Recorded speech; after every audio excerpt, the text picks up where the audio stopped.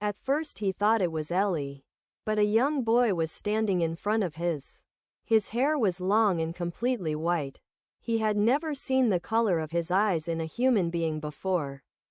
He asked, "Who are you?" The boy didn't answer and just looked at him. He left his office. Eli was sleeping on his bed. Maybe he was hallucinating. When he returned, he saw the boy holding the syringe in his hand. He pointed his gun at him and said, "Put it back in its place." In a moment, the boy was in front of him with the barrel of the gun in his hand. He took it out of Sebastian's hand with one movement. With the other hand, he grabbed his throat and lifted him off the ground. Sebastian asked, "What are you?" The boy said, "Something like what's inside the syringe."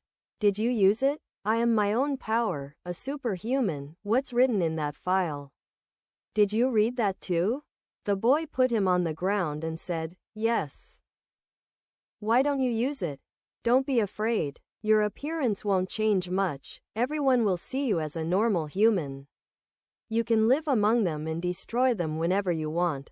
With this, you can control the hunters and many of the company's creatures. Everything is at your disposal. Use them for the security and peace of the city instead of your dead forces. Don't hesitate.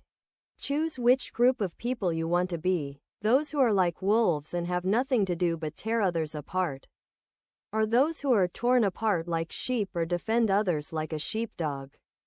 Of course, you won't choose to be a sheep, but you have to choose between a wolf and a sheepdog. Some people try to be both wolves and sheepdogs, which is not everyone's job. And in the end, they become part of the wolf pack." He handed the syringe to Sebastian and said, "Make a decision and do it." Sebastian looked at the syringe and the young boy. He took the cap off his needle and tested it to make sure there was no air.